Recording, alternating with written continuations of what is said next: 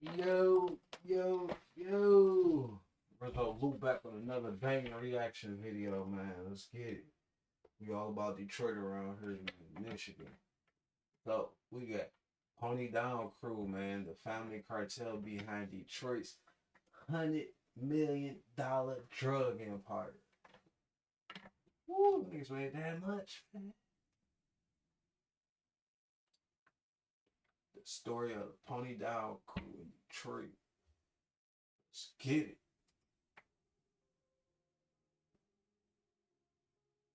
What's up, everybody? Welcome back to Hood Archives. Y'all been in the comments heavy lately, and one Hood name kept coming up archives. over and over: Detroit. More specifically, the crew that came right after Young Boys Incorporated and took everything they built to a whole different level. Today, we getting into the Pony Down Crew, one of the most calculated, most ruthless drug organizations the Motor City ever produced, and still one of the most overlooked stories from that whole era. Now, before we get into it, drop a comment and let me know who you want me to cover next. I read every single one. That's exactly how we ended up here today. Appreciate y'all watching. For real. Now, nobody talks about what Detroit looked like before the gangs, before the bodies, before the federal indictments. Nobody talks about the version of Detroit that existed right before everything fell apart. 1979. Chrysler is hemorrhaging money. Congress arguing about whether to save them while the factories are already going dark. Close to 40,000 jobs gone. Detroit had nothing to fall back on. One industry, one product. When that one thing started dying, the whole city started dying with it. Crazy. The people who felt it first were always the same people. 20 years before Chrysler even started struggling, nearly 20% of black auto workers in Detroit were already out of work, 6% of white workers. Same city, same union cards. Have you ever wondered if you could make Come on money with with the a gun? ad, I man. mean, real money, like replace your job money? Car When the industry plants held this bitch relocated up, to huh? the suburbs, black families were locked out of following them. Investment dried up. The city kept collecting taxes and stopped delivering anything back. What fills a vacuum like that? Not community centers, not job programs, not city council meetings. Young Boys Incorporated figured it out first. By 1981, YBI controlled roughly 90% of Detroit drug trade. The DEA confirmed they were pulling close to $8 million a week, more per month than the nearly bankrupt Chrysler Corporation. The legitimate economy collapsed. The street economy did not. Leroy Buttram saw the opening, and he moved. Leroy Buttram, they called him Gun, was almost 30 years old when he founded Pony Down. 30. That distinction matters more than it might seem. He was not a teenager chasing status. He was a man making a calculation, and he had been making calculations since he was 14 years old. 30.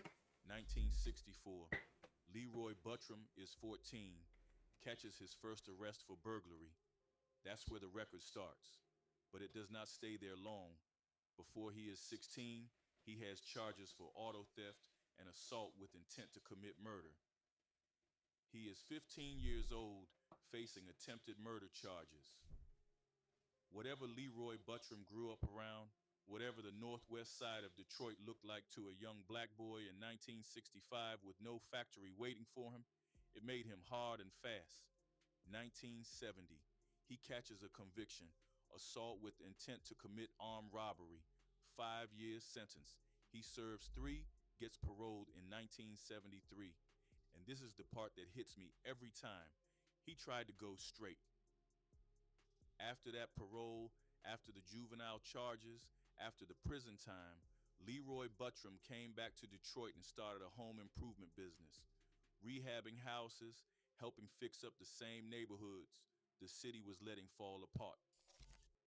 The man who would eventually build one of the most powerful drug organizations Detroit had ever seen was for a few years And then the literally drugs rebuilding tore the homes. city back up. Like, you come I don't know home, exactly what made him fix stop. houses and all this I don't shit, know what found year the drugs, not calculation crackheads changed, doing all this shit. but somewhere in the late 1970s, Leroy Buttram looked around at what was left of his neighborhood. The closed factories, the abandoned buildings, young men with nothing to do and nowhere to go, and he decided to build something different. By mid 1980, Pony Down was operational. And look who he brought into that room. This was not a loose collection of corner boys. This was a family operation built on blood and loyalty from day one. His best friend, Robert Lantine, known on the street as Bobby, his brother Walter Buttram, his brother Larry, L.B. Buttram, his brother Tony, the Snake Buttram, and The scattered among snake. them several one time young boys soldiers who had already seen how the best operation in Detroit worked and were ready to build something new. Everything Pony Down became, the scale, the branding, the territorial strategy, started in that room with those people. A grown man who had done the time, tried the legitimate route, and chose differently. In 1980, and yet, somewhere between the hammer and the heroin, he looked at what Young Boys Incorporated had proven was possible, and he made a choice.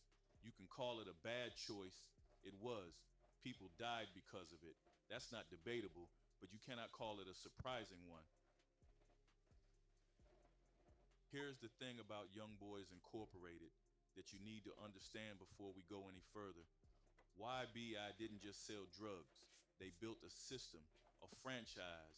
They pioneered a specific model, used minors as their frontline distribution workers because YBI juvenile branded offenders heroin face bags, Pony fundamentally Down tag different legal territory. consequences than adults. Young teenagers work in the Dexter Davison neighborhood while the actual leadership stayed insulated from prosecution entirely. It was airtight, it was brutal in its logic. And from Leroy Buttram's perspective, it was a blueprint worth copying. He copied it almost exactly.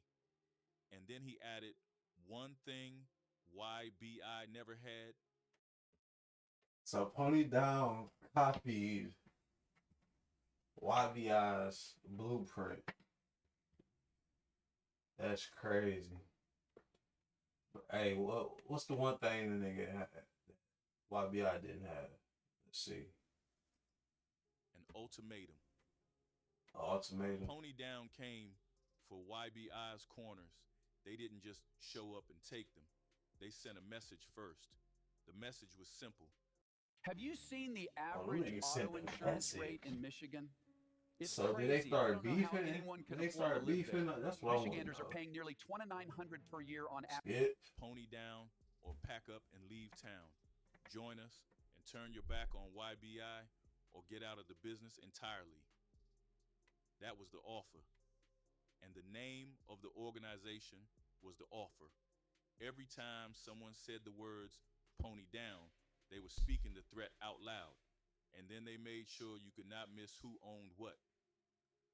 Said YBI's Pony Down and handwritten leave. flyers advertising new drug brands in housing project hallways got ripped down. And in their place, three words spray painted on every wall. Let's just say they thought YBI owned these blocks. I told them straight, Pony Down or leave. That wasn't ego talking. That was the new deed to the neighborhood.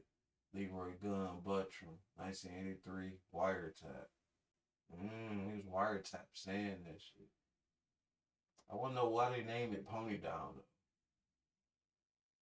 That's my question. Pony Down.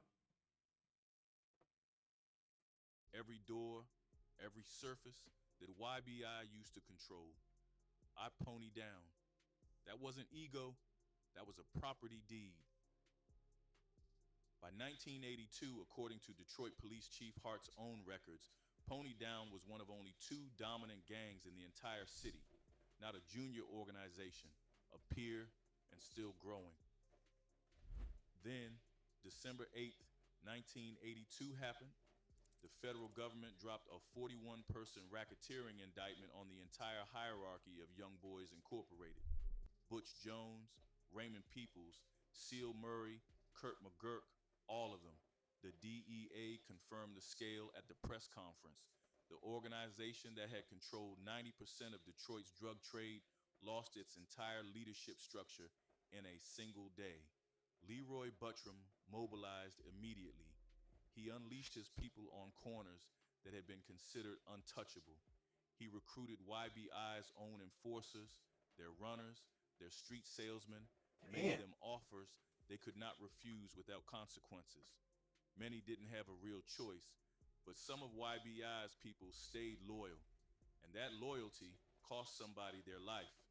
June 17, 1983, a dealer named William Hunter, they called him Chilly Willie, was killed on Detroit's west side, an YBI affiliate, one casualty in a string of shootings that had been building for months as the two organizations went to war over the same blocks. He wasn't the first, he wasn't the last, but his name deserves to be said out loud because behind every one of these incidents is a person who made choices in a world that gave them very few.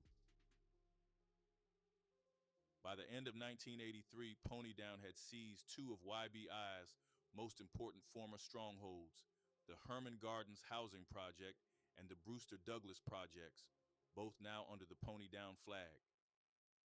The takeover was complete enough that the October 2nd, 1983 edition of the Detroit Free Press ran a piece with a headline that said it plainly, "Heroin Rain grows to fill young boys' shoes." That's when the mainstream world noticed, 3 years after Pony Down started operating. And then there was the moment that told you exactly what kind of organization this had become. When a rival gang kidnapped Tony the Snake Buttram's daughter, Leroy's brother, one of the founding inner circle, Tony did not call the police. He did not negotiate. According to accounts preserved in the University of Michigan's historical archive of Detroit's drug era, Tony Buttram drove to where the kidnappers were, handled the situation himself, and took his daughter back without a police report ever being filed. No police. Damn, that ain't one bullshit. That nigga, I'm In about to their get my world, daughter. they were the Going government. there, They taking that handled shit. their own. I'm going there, October taking that shit over. 1983. While the Detroit Free Press was just figuring out Pony Down existed, the organization had already outgrown what anybody meant by the word gang. 3 drug distribution zones across northwest Detroit. Dealers operating inside those zones paid into the structure above them. The hierarchy ran from the top, the Buttram family, through lieutenants, through workers, down to the juvenile runners at street level. Approximately 300 soldiers and associates at operational peak. That is not a corner operation. That is a workforce. And the product had names: GQ, Shotgun Special, Papa Smurf, Nod City, Devil's Dust. Now hold on. I need you to stay with me on this part. I've Papa heard Smurf, motherfuckers talk about the somebody names in that too. organization in 1983 Detroit took street heroin and gave it a name like that, and it worked. It sold. Why? Because this wasn't random. This was branding. If you were buying on the Northwest side, you knew the Pony Down names, and you knew what those names meant: quality, consistency.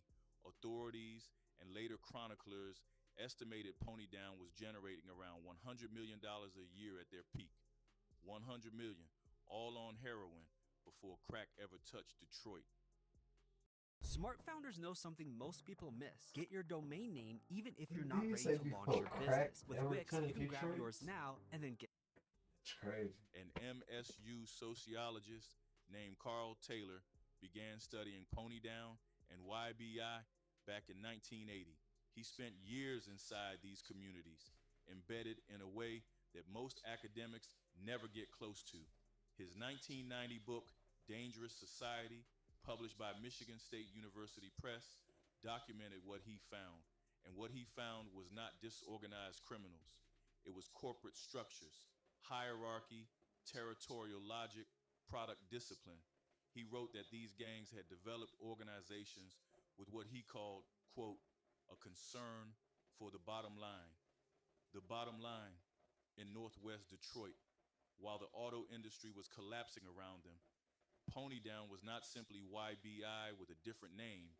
YBI was centralized, disciplined, vertically controlled. Pony Down was family run, faster, and more volatile. That combination made them dangerous. It also made them combustible. And then, very quickly, the walls closed in. Everyone knows Pony Down fell. Nobody asked when. The when is everything. 1985.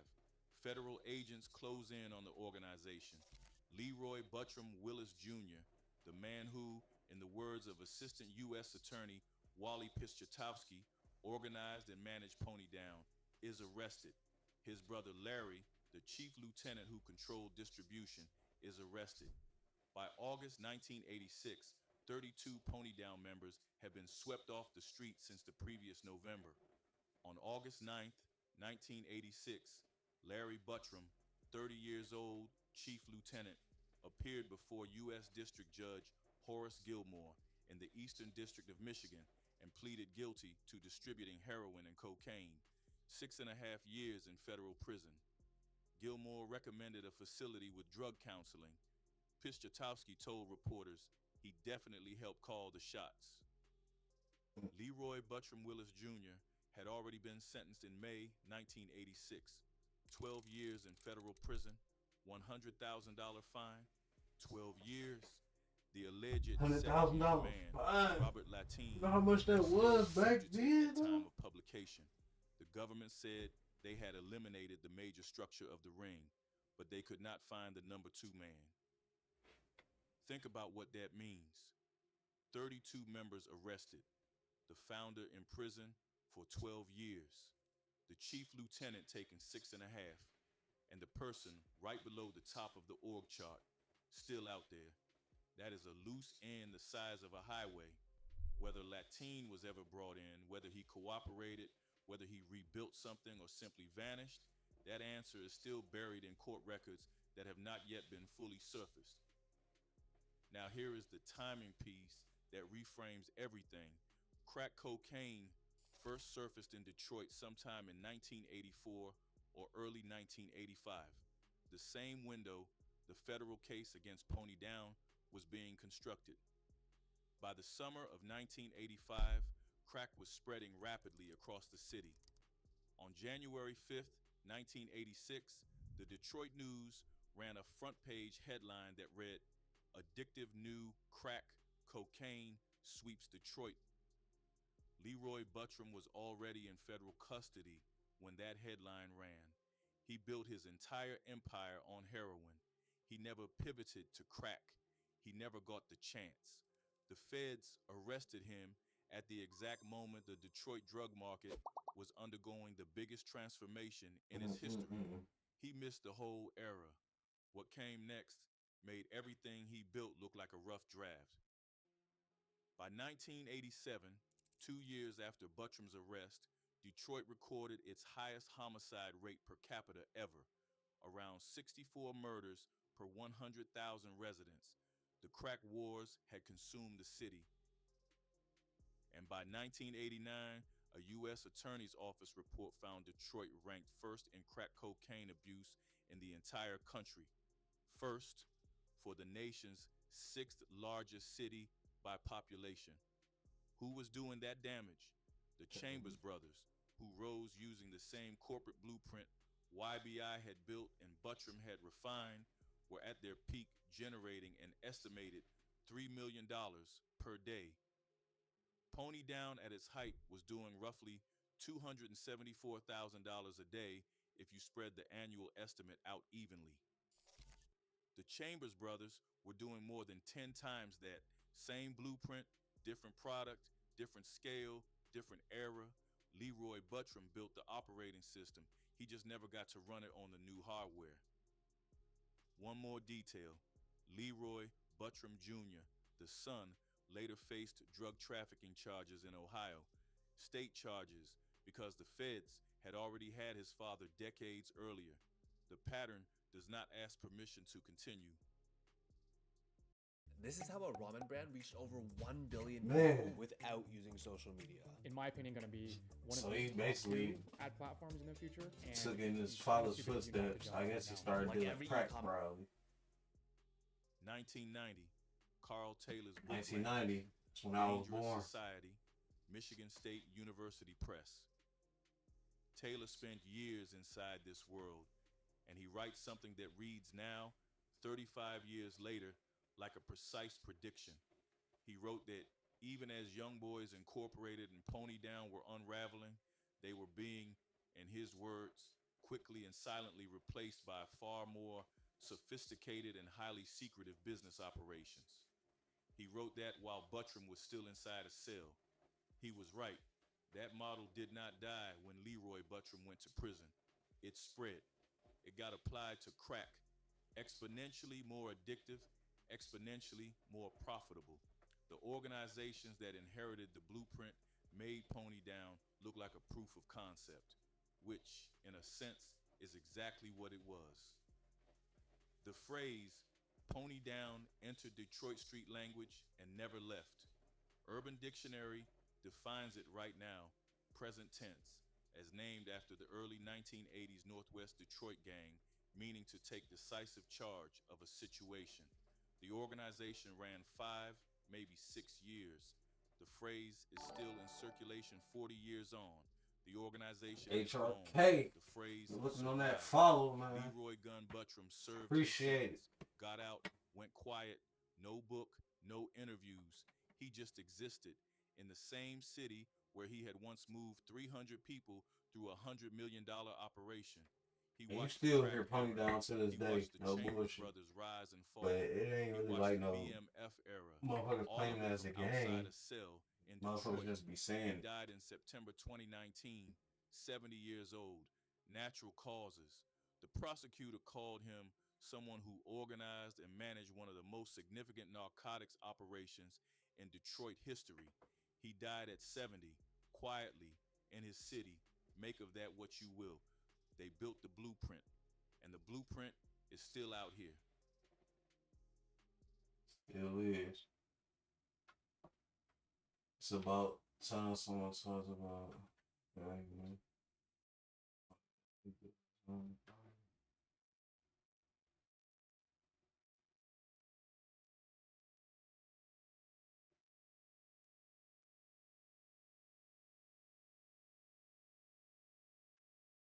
Y'all lay down. If you lay down, you stay down. We have friends to they never see you again.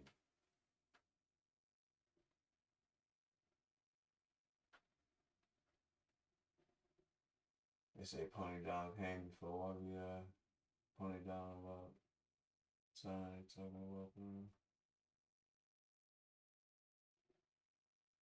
Pimp still out here.